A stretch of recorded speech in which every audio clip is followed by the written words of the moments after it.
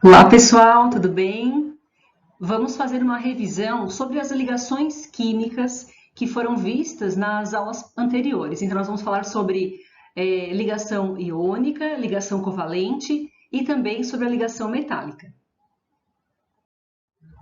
E antes de falarmos sobre as ligações químicas, propriamente dito, é importante nós revisarmos a tabela periódica e entendermos o que a tabela periódica nos apresenta. Então, vamos lembrar que existem até hoje 118 elementos químicos conhecidos. Estes elementos eles estão organizados numa tabela que apresenta linhas horizontais e colunas verticais. Então, é importante lembrar que são 18 colunas verticais, que a gente chama de família, e são 7 linhas horizontais, que a gente chama de período. Bom, o que o período ele me indica? O período ele indica a quantidade de camadas que o átomo apresenta. Então, por exemplo, um elemento que está aqui no terceiro período, todos os elementos que estão aqui no terceiro período, eles apresentam 3 camadas. Então, são 3 camadas ao redor do núcleo e nessas 3 camadas estão distribuídos os 18 elétrons. Então, por exemplo, aqui, o sódio, ele tem número atômico 11, então ele tem 11 prótons e ele tem 11 elétrons distribuídos em 3 camadas. Lá mais adiante, eu tenho o fósforo, por exemplo, aqui. O fósforo, ele tem número atômico 15. Então, ele tem 15 prótons e 15 elétrons. Estes 15 elétrons estão distribuídos nas 3 camadas ao redor do núcleo, certo? Bem, as colunas verticais, como eu disse, são chamadas de famílias. Essas famílias aqui, de 1 a 18, elas vão indicar a configuração, a distribuição dos elétrons. Então, elementos que estão na família 1 têm um elétron na camada de valência, na última camada. Os elementos que estão aqui na família 2, todos esses elementos na família 2, eles têm 2 elétrons na última camada. Os elementos lá da família 13 tem 3 elétrons na última camada. Família 14, 4 elétrons na camada de valência. Família 15, 5. Família 16 tem 6 elétrons na camada de valência. E família 17, todos eles têm 7 elétrons na camada de valência. Bom, na família 18, a família 18 é chamada de gases nobres, são os gases nobres, né? Os elementos apresentam 8 elétrons na camada de valência e o hélio, que é o primeiro aqui, ele só tem 2.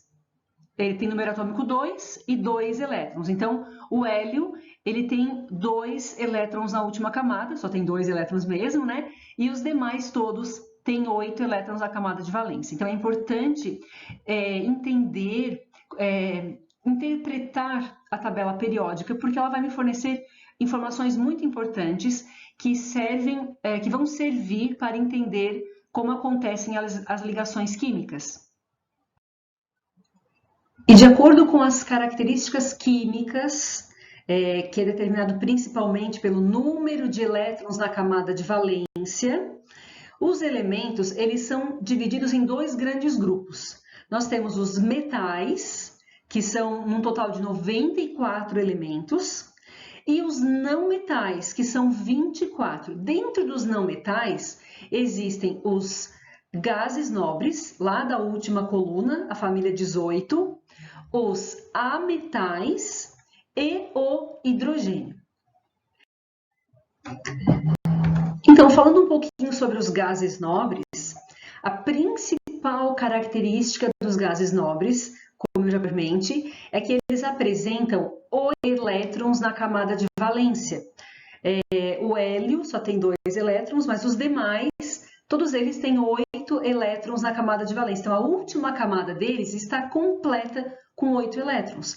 Foi percebido que eles não fazem ligações químicas com os outros elementos. Então, essa característica de estabilidade dos gases nobres foi atribuído justamente a essa quantidade de elétrons na última camada. todos eles têm 8 elétrons, a última camada está completa, então eles não precisam receber e nem perder elétrons. Já os metais, que é esse grupo grande que aparece aí, eles apresentam, em média, 1, 2 ou 3 elétrons na camada de valência.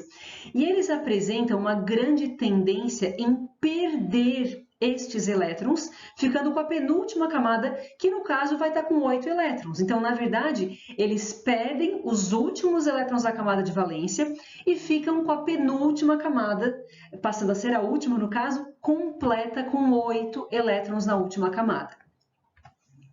Os ametais, que são lá das famílias 14, 15 até 17, eles apresentam 4, 5, 6 ou 7 elétrons na última camada. Então, eles tendem a receber elétrons para atingir os 8 e ficarem estáveis com os 8 elétrons na última camada. E o hidrogênio, que só possui 1 elétron, ele tem uma grande tendência em receber 1 elétron e ficar estável com 2, igualzinho ao hélio. Então, foi a partir da observação da estabilidade dos gases nobres é que foram estudadas e foram entendidas as ligações químicas, porque foi percebido que os elementos formavam ligações entre si em busca da estabilidade que os gases nobres apresentavam. Então, aí surgiu o que se chama de regra do octeto, que diz que os elementos formam ligações entre si, perdendo elétrons, recebendo elétrons ou compartilhando elétrons, de forma que eles adquiram, de que eles fiquem com 8 elétrons na camada de valência. E aí nós vamos estudar, nós já estudamos, na verdade, né, os 3 tipos de ligação. A ligação iônica, que é aquela que formam íons pela doação ou pelo recebimento de elétrons, a ligação covalente, que formam moléculas pelo compartilhamento de elétrons, e a ligação metálica, que formam compostos metálicos pela formação de nuvens eletrônicas. Vamos começar com a primeira ligação, a ligação iônica. Ela é uma ligação que acontece entre metais e ametais, ou entre metais e hidrogênio. Lembram que o metal, lá na tabela periódica, os metais são os elementos que têm 1, 2 ou 3 elétrons na última camada, eles têm tendência em doar os seus elétrons para adquirir estabilidade. Os ametais, eles têm 4, 5, 6 ou 7 elétrons na camada de valência, então eles têm tendência em receber estes elétrons. Então, o metal doa elétron, o ametal recebe. E o hidrogênio também, né, gente? O hidrogênio, que tem 1 elétron na camada de valência, só tem 1 elétron, na verdade, ele tem tendência a receber 1 elétron. Então, o metal doa, o ametal ou o hidrogênio vai receber estes elétrons. Bem, quando o metal doa 1 elétron, ele adquire uma carga positiva. O ametal ou o hidrogênio, ao receber estes elétrons, adquire carga negativa. Bem, então a formação de cátions e ânions. Os cátions e os ânions, por terem cargas opostas, quando eles estiverem um em presença do outro, acontece uma atração eletrostática entre estes íons. E essa atração eletrostática é o que constitui a ligação iônica, uma ligação bastante forte, uma atração bastante forte, formando os compostos iônicos. Exemplos de compostos iônicos, então eu tenho o NaCl, que é o nosso sal de cozinha, o Al2O3, que é aquela ferrugem que forma em cima do alumínio, o óxido de alumínio, né? O carbonato de cálcio, que é formador do giz, que a gente escreve no quadro negro. Então, no caso, eu vou mostrar aqui só a formação do NaCl. Então, o Na é da família, o sódio, né, da família 1 ele tem um elétron na última camada. Ele doa este elétron. O cloro, que é da família 17, ele tem 7 elétrons na última camada. Então, o sódio perde um elétron, o cloro recebe um elétron e fica estável. O que acontece? Então, a formação de uma carga positiva sobre o Na e de uma carga negativa sobre o Cl. Estes íons de cargas opostas se atraem, formando o cristal de cloreto de sódio. Na verdade, um Na+, atrai vários, 5, 6 Cl-, e cada Cl- atrai 5 ou 6 Na+, formando esse retículo cristalino. Bom, em razão de ser uma ligação bastante forte, as características dos compostos iônicos, então, elas são alto ponto de fusão e de ebulição, então eles têm altos pontos de fusão, altos pontos de ebulição. Isso, por consequência, faz com que os compostos iônicos sejam sólidos nas condições ambientes. Devido à atração eletrostática entre os íons, faz com que estes compostos iônicos sejam solúveis em água e que eles conduzam corrente elétrica quando dissolvidos em solução aquosa.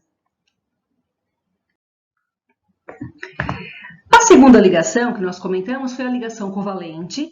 É uma ligação que acontece entre ametal e ametal, entre ametal e hidrogênio ou entre hidrogênio e hidrogênio. Percebam que tanto os ametais quanto o hidrogênio, eles têm tendência em receber elétrons. Então, como é que se dá a ligação entre dois elementos que precisam receber elétrons?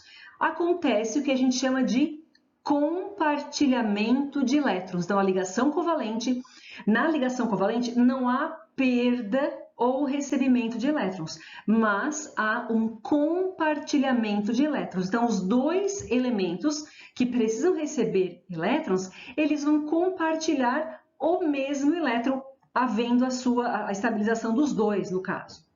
Então, a formação aqui de compostos moleculares, as moléculas. Exemplos aqui, a molécula de água, H2O, a molécula do HCl, a molécula do gás oxigênio, o O2, entre outras moléculas, né? Então, aqui estou mostrando como é que se dá a formação do HCl. Então, inicialmente, hidrogênio tem um elétron, precisa receber um elétron. O cloro, que tem 7, precisa receber um elétron também. Como nenhum dos dois doa o seu elétron, eles compartilham. Então, na verdade, aqueles elétrons, esses elétrons aqui, que eram inicialmente só do hidrogênio e só do cloro, eles vão começar a circular ao redor do cloro e ao redor do hidrogênio.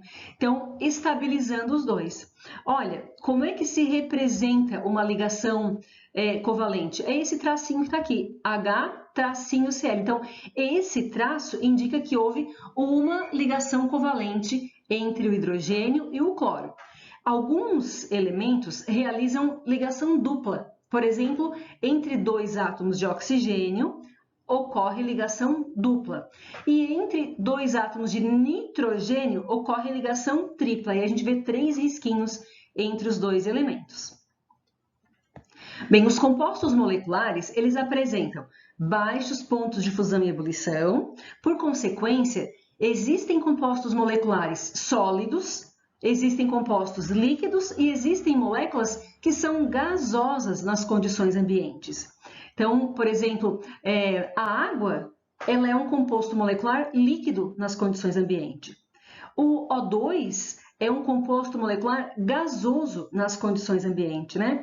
E nós temos, por exemplo, plásticos, vários polímeros, né, que são sólidos nas condições ambientes. Os compostos moleculares são insolúveis em água, então não é possível solubilizar em água, e eles não conduzem corrente elétrica.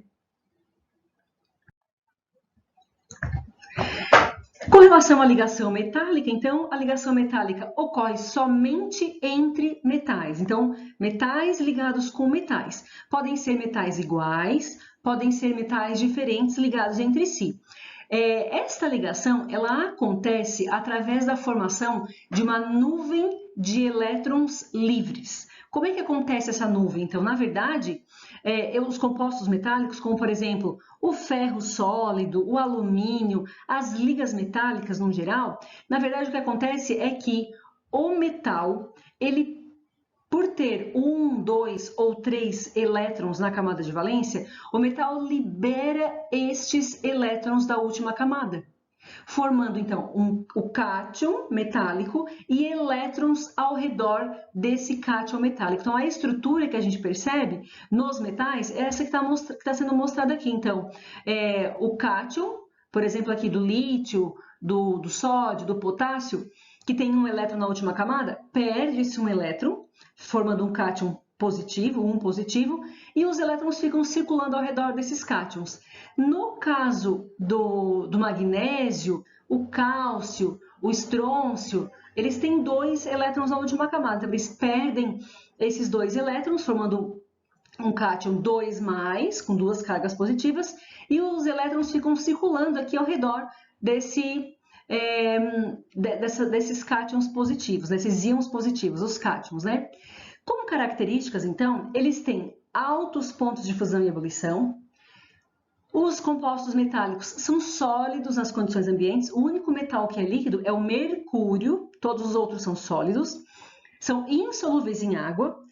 E devido a esses elétrons livres aqui, que circulam por toda a estrutura aqui, né? Então, esses metais, esses compostos metálicos, eles conduzem corrente elétrica e calor.